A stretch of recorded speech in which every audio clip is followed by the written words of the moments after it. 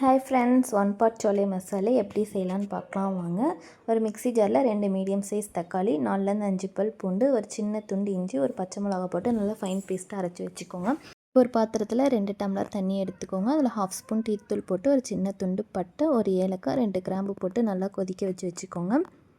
இப்போ ஒரு குக்கரில் 2லேருந்து 3 ஸ்பூன் எண்ணெய் ஊற்றிக்கோங்க. ஒரு ஸ்பூன் ஜீரகம், ஒரு ஸ்பூன் சோம்பு போட்டு நல்லா பொரிஞ்சதுக்கப்புறமா சின்ன வெங்காயம் பேஸ்ட் பண்ணி வச்சுக்கோங்க. அதையும் ஆட் பண்ணி நல்லா வதக்கி விட்டுருங்க. வெங்காயம் நல்லா வதங்கினதுக்கப்புறமா தக்காளி பேஸ்ட் பண்ணி வச்சுருக்கோம் பார்த்தீங்களா, அதையும் ஆட் பண்ணி நல்லா வதக்கி விட்டுருங்க.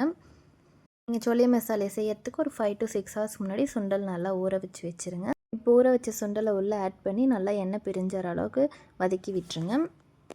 இதே பார்த்திங்கன்னா 1/2 ஸ்பூன் மிளகாய்த்தூள், ஒரு ஸ்பூன் ரெட் சில்லி பவுடர், ஒரு ஸ்பூன் கொத்தமல்லி தூள், டேஸ்ட்டுக்காக ஒரு 1/2 ஸ்பூன் சிக்கன் மசாலா ஆட் பண்ணி நல்லா உப்பு போட்டு வதக்கி விட்டுருங்க.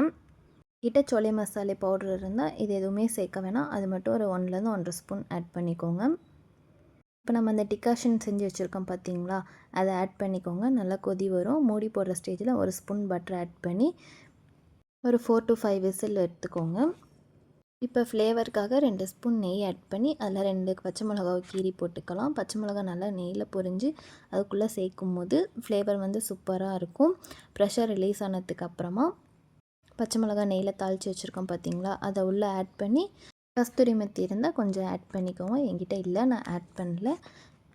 அவ்வளோதான், ஒன் பாட் சோலை மசாலே சூப்பராக ரெடி ஆயிடுச்சு. சப்பாத்தி பூரி கூடலாம் காம்பினேஷன் சூப்பராக இருக்கும். ட்ரை பண்ணி பார்த்துட்டு எப்படி இருந்துச்சுன்னு மறக்காமல் சொல்லுங்கள். தேங்க்யூ.